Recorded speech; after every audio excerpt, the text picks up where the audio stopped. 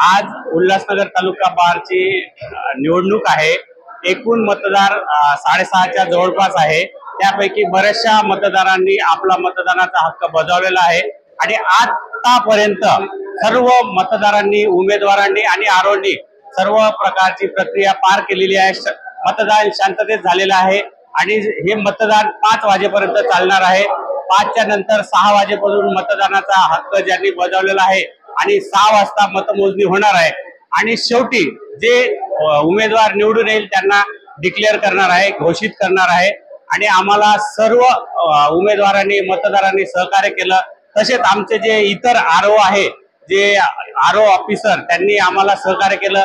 परत आमचे इतर सहकारी आहेत, त्यांनी पण आम्हाला सहकार्य केलं। सदरचा मतदानाचा हक्क बजावलेला आहे। सदरचे मतदान चांगल्या प्रकारे पार पाडलेले आहे।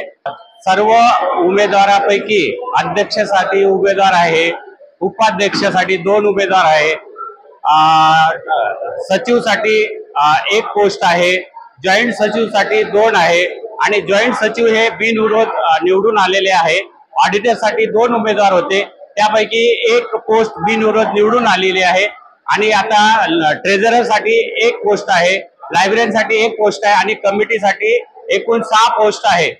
असे जे उमेदवार निवडून येईल त्यांना आम्ही उमेदवारी म्हणून घोषित करणार।